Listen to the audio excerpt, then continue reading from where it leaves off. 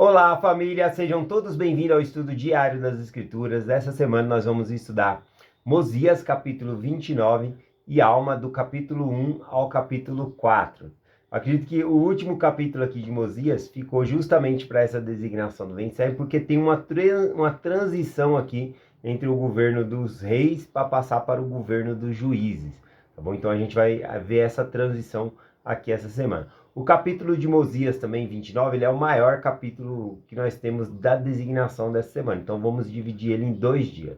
Se tudo der certo, a gente chegar em sábado, terminando a designação, aí eu faço como eu fiz ontem, no domingo. Pego um tema específico e aprofundo para compartilhar com a gente aqui.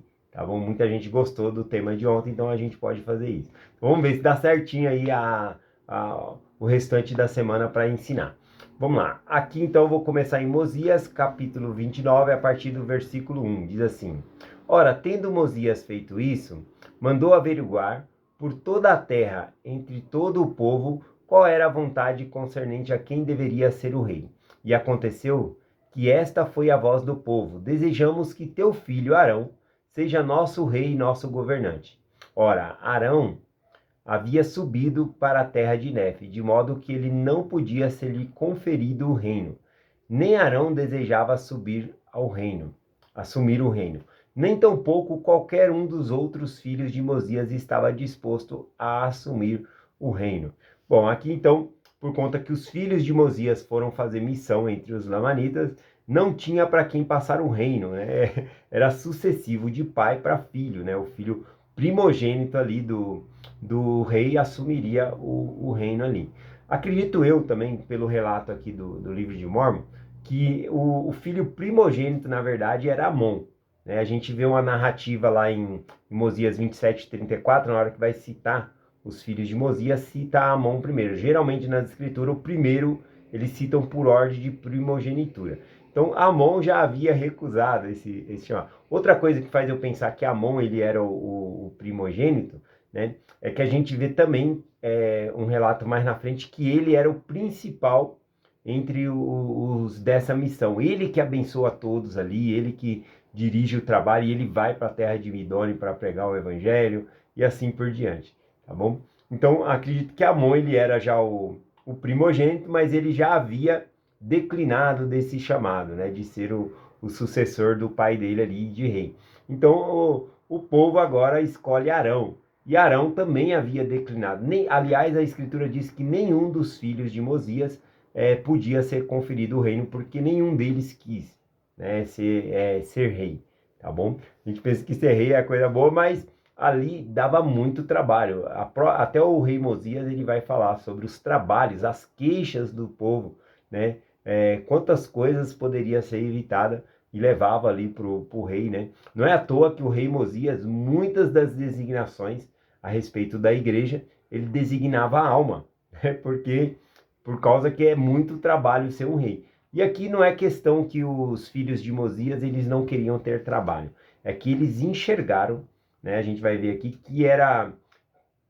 que eles tinham mais prazer em compartilhar a palavra de Deus, que era mais eficaz do que realmente ser um rei e ajudar as pessoas em todos os cargos são importantes, tá bom? Mas eles viram aqui que seria mais conveniente, ou seja, mais importante para eles era a pregação da palavra do que realmente se tornar rei. A gente vai ver que Alma, o filho, né, que vai ser o juiz supremo, ele também vai declinar desse chamado. Ele vai ser o juiz supremo, vai assumir as duas responsabilidades, mas depois ele também vai declinar, ele vai deixar a cadeira de juiz e vai pregar o evangelho lá para ajudar na igreja.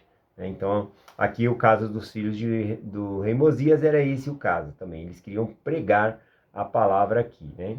Então, acredito que a visão que eles tinham, né? Assim como o presidente Nelson nos falou, né? Qual é a coisa mais importante que está acontecendo na Terra hoje? É a coligação de Israel, dos dois lados do véu. Então isso é a coisa mais importante, né? Eu posso até perguntar, né? O que é que os filhos de Mosias descobriram que eu ainda não descobri? Ou o que eles sabem que eu ainda não sei? Eu vejo também pessoas que fazem um trabalho incrível de genealogia, que trabalha muito na história da família, e eu fico olhando assim, nossa, essa pessoa sabe alguma coisa que eu não sei. Ela tem um testemunho tão forte daquilo que ela faz aquilo sempre, sempre, sempre. Então eu preciso descobrir, né, o que ela tem, o que ela descobriu, o que eu ainda não descobri. Se nós descobrirmos e nos convertermos a esse ponto, a gente vai fazer igual os filhos de Mosias aqui, né? Desejar pegar a palavra e empenhar mais tempo da nossa vida para ajudar o próximo, né? Fazer genealogia, compartilhar o evangelho, tá bom? Então, isso é muito importante, esse nível, né, que eles chegaram aqui de conhecimento. Continuando aqui, o versículo 4 em diante, tá bom? Diz assim: Portanto, o rei Mosias tornou a comunicar-se com o povo. Sim, enviou-lhes uma mensagem escrita. E essas foram as palavras que ele escreveu, dizendo: Eis que meu povo, os meus irmãos, aqui ele fala meu povo, ou melhor, né, meus irmãos. Ele vê que ele é o. A gente vê aqui que ele é o rei de toda a terra ali, mas também ele considerava aquelas pessoas como meus irmãos, né? Então a gente vê, é igual uma pessoa que tem um chamado na igreja, um chamado, vamos colocar o bispo, né? Ele pode falar meu povo, porque todos ali, mas também ele considera a gente como irmão, né? Não é o fato dele ter um cargo de superioridade que ele vai se tornar melhor do que as outras pessoas, que é o caso do rei Mosias aqui. Ele enxerga todo mundo como seu irmão. Mas ainda assim ele tem aquela função, né, de rei, de ajudar todas as pessoas. Igual o bispo, ele acaba sendo uma pessoa muito importante por conta da função que ele tem que exercer no reino de Deus ali, tá bom? Não só o bispo, mas muitos outros chamados, né, na igreja aqui. Então o versículo 4 diz, né? Portanto, o rei Mosias tornou a comunicar-se com o povo. Sim, enviou-lhes a mensagem escrita. E essas eram as palavras que ele escreveu, dizendo: Eis que, meu povo, ou meus irmãos, pois assim os considero, desejo que meditais sobre o assunto a respeito de qual sois chamados a pronunciar-vos, porque desejais ter um rei. Versículo 6 em diante aqui. Ora, declaro-vos que aquele a quem o reino pertence por direito não o aceitou, e nem aceitará o reino, né? E não assumirá o reino. E agora, se outro for nomeado em seu lugar, eis que eu temo que surja discórdia entre vós. E quem sabe se meu filho, a quem o reino pertence, não se zangaria e levaria uma parte deste povo para trás de si, o que provocaria guerras e contenda entre vós, fazendo assim correr muito sangue e pervertendo os caminhos do Senhor, sim, destruindo a alma de muitos. Agora vos digo, sejamos prudentes e consideramos essas coisas, porque não temos o direito de destruir o meu filho, nem temos qualquer direito de destruir outro que seja nomeado em seu lugar. E se meu filho se voltasse novamente para o seu orgulho, para as coisas vãs, retiraria o, é, retiraria o que dissera e reclamaria o seu direito ao reino. E o que faria com que esse povo cometesse muitos pecados. Aqui quando fala que o filho dele poderia retirar o que dissera, era a recusa do reino. Ele não quis assumir o reino ali, tá bom? Mas ele fala que é perigoso também que o filho dele voltasse às iniquidades, né? As coisas como, por exemplo, ele perseguia a igreja de Deus antigamente. Então ele está falando, vamos considerar aqui, e aqui ele vai passar várias visões, né? Por qual que é a vantagem de nós termos um novo governo. É isso que ele vai trazer aqui, o governo dos juízes, tá bom? Então quando ele fala aqui de considerar o que ele dissera, né, era de não assumir o reino. Ele preferiu ir pregar o evangelho lá. Bom, continuando aqui, versículo 10 em diante. E agora sejamos prudentes, e prevendo essas coisas, façamos aquilo que assegure a paz deste povo. Sereis, portanto, vosso rei pelo restante de meus dias. Não obstante, nomeemos juízes para julgar este povo, de acordo com vossa lei, e organizaremos o negócio deste povo, porque nomearemos como juízes homens sábios que julgarão este povo de acordo com os mandamentos de Deus. Aqui é interessante, né? Porque ele fala de nomear juízes, pessoas capazes ali e sábias, né? Pessoas tementes a Deus também, ele vai falar sobre isso. É muito importante essa questão de... A gente está vendo aqui que existia um governo de rei, que é um, um governo... esqueci o nome do governo, né? Mas vai entrar para um governo de juízes, tá bom? Que é mais como uma democracia, só que é uma democracia... democracia representativa, tal como é o nosso governo. Nós temos presidente, nós escolhemos vereadores, mas isso é democracia, fazer essa escolha, mas a partir do momento que você coloca essa pessoa lá no poder, a democracia passa a ser representativa, porque eu escolhi alguém para me representar lá, tá bom? Então é uma democracia que nós temos, mas é representativa. Então é muito importante escolher pessoas sábias, como colocou aqui, pessoas prudentes, pessoas que guardam os mandamentos de Deus, que vão respeitar os mandamentos. Então esse é o tipo de governantes que nós devemos ter, e ele fala um pouquinho sobre aqui. Não é esses juízes, né? É a monarquia. O governo do rei Mosias é monarquia, quando tem um governante só ali, no caso, o rei, tá bom? No Brasil nós temos então essa parte de democracia, mas ela é representativa, e os três poderes, tá bom? O legislativo, o judiciário e o executivo.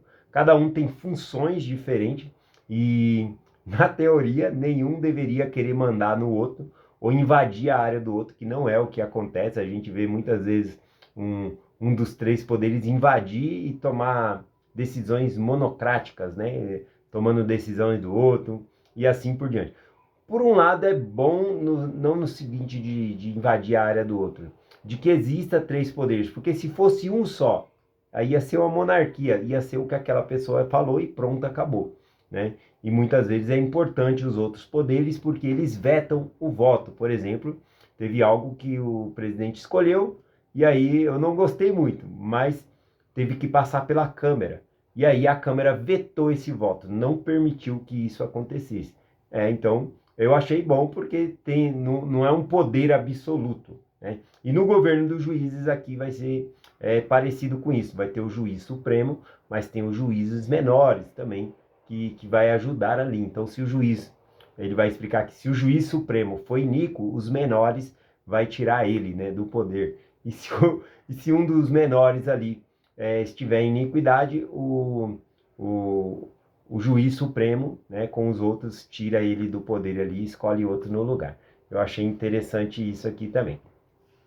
Continuando aqui, a respeito de escolher homens sábios, né, para que guardem os mandamentos de Deus, aqui no versículo 12 diz assim, ó: Ora, é preferível que um homem seja julgado por Deus do que pelo homem, porque o julgamento de Deus sempre são justos, mas os julgamentos dos homens nem sempre são justos. Portanto, se fosse possível ter como rei homens justos que estabelecessem leis de Deus e julgasse esse povo de acordo com seus mandamentos, sim, e se fosse possível ter reis como homens que procedesse como o meu pai, o Benjamim, procedeu com este povo, eu vos digo que se fosse esse o caso, sempre seria bom que tivesse reis, né? Se fosse o caso, igual o rei Benjamim, que foi um excelente rei aqui.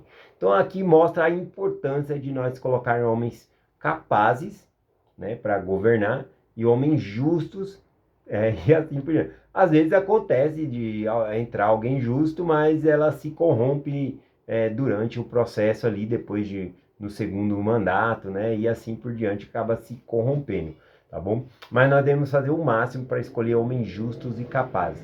Já teve muitas vezes que eu votei porque a pessoa era totalmente capacitada, né? Tinha diploma de não sei o que, não sei o que. Eu falei, nossa, essa pessoa entende, né? Ela pode fazer o Brasil mudar. E aí eu dava o meu voto ali, a minha confiança, criava aquela esperança ali.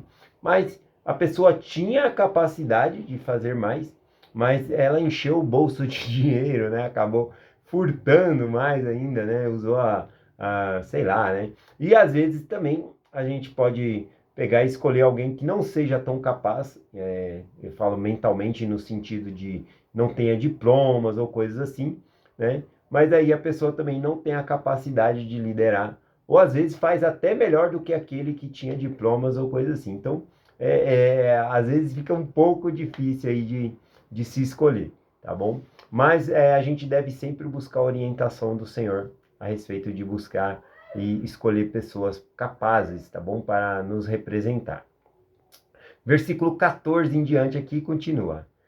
Aqui o próprio Mosias, ele fala que ele próprio também, né? Ele trabalhava assim como o pai dele. Está dando o exemplo do pai dele, o rei Benjamim, mas ele vai falar que ele também trabalhava em prol, né, do próximo ali, ó. E eu próprio trabalhei com todo o poder e faculdade que possuía para ensinar-vos os mandamentos de Deus e estabelecer paz por toda a terra, para que não houvesse nem guerras, nem discórdia, nem roubo, nem pilhagem, nem assassinatos, nem qualquer tipo de iniquidade. Todo aquele que cometeu iniquidade, eu castiguei de acordo com o crime que cometeu, segundo a lei que foi dada por nossos pais. E agora vos digo que, por não serem todos os homens justos, não é aconselhável que tenhais um rei, ou reis que vos governe. Pois eis que, quanto à iniquidade, um rei iníquo faz com que se cometa. Sim, eis que grandes são as destruições. Sim, lembrai-vos do rei Noé e de sua iniquidade e abominações, e também das iniquidades e abominações de seu povo. Vede qual grande destruição adveio também devido às suas iniquidades que foram levados ao cativeiro. Aqui a gente vê que o registro que foi trazido, né, do povo de Zênith, né, até da época de Lime, o registro de Alma, né, do povo de Alma que foram trazidos e que foi lido por Mosias, influenciou nele para que ele tomasse essa decisão, então, né, tudo foi coordenando, não tinha mais os filhos, né, que os filhos tinham saído para fazer missão, não tinha para quem passar o reino, e todo esse conhecimento de ter estudado a história do povo de Zênith, o povo do rei Noé, ele cita aqui, então, todo esse registro influenciou ele, inclusive Alma, que quando Alma sai do meio do povo do rei Noé, ele fala que ele não seria rei, ele quis ser apenas governante na igreja ali, tá bom? Ele se tornou um tipo de líder, mas não rei. Então, tudo isso influenciou o rei Mosias para que ele pudesse escrever essa mensagem ao povo e eles ponderarem um pouquinho mais sobre não ter um rei, tá bom? Por conta, é bom que, como ele falou, é bom que tenha homens justos, às vezes como o rei Benjamim, como ele próprio, o pai dele, o vô dele também, né? O que também se chamava Mosias. Mas se entrar uma pessoa níqua é difícil, é o que ele vai compartilhar aqui, tá bom? Vamos lá aqui, então, versículo 19. Falando da iniquidade lá do rei Noé, todas as coisas, ele diz assim: e se não fosse pela interferência de seu sábio Criador, por causa do arrependimento sincero deles, teriam inevitavelmente permanecido no cativeiro até agora. Então aqui ele está falando que se o povo, né, justamente na época do povo do rei Lime, que eles se arrependeram, buscaram o Senhor, buscaram o Senhor, se humilharam, e aí Deus tira eles do cativeiro. Se não fosse pela misericórdia de Deus, se não fosse a mão de Deus, ele fala, até agora eles estariam lá em cativeiro, tá bom? O versículo 20 completa essa frase que eu estou compartilhando aqui, né, com o versículo 19. Diz assim: mas eis que ele os libertou, porque se humilharam perante ele, porque o invocaram fervorosamente, libertou-os do cativeiro. E deste modo age o Senhor para com o seu poder em todos os casos entre os nefitas, entre os filhos dos homens, estendendo os braços de misericórdia para os que nele confiam. Então, veja, né, que naquela parte, o povo do rei Lime teve que se humilhar buscando ao Senhor. Mas eles não só automaticamente se humilharam, né? Primeiro eles tentaram sair do cativeiro por meio da sua própria força, pela força dos seus braços, né? Eles foram lutar com os lamanitas, perderam. Juntou um outro tanto, foi lutar de novo, perderam. E a terceira vez foram rejaçados novamente. Então já não tinha gente suficiente para lutar, para sair do cativeiro. Só Deus podia tirar aquele povo do cativeiro. Aqui, aquela parte mostra, né, que eles tentaram pela força do braço dele, mas o que a gente consegue a vitória mesmo é por meio do Senhor, buscar a Deus, tá bom? Então a gente vê essa parte aqui. Bom, já passou de 20 minutos, eu acho que eu vou finalizar a mensagem por aqui. Cheguei aqui no versículo 20, tá bom? Vou finalizar por aqui, aí amanhã nós continuamos a partir do versículo 20 aqui, para ver se a gente conclui essa parte da história aqui, tá bom? Então, eu deixo essa mensagem com vocês, em nome de Jesus Cristo. Amém. Até amanhã.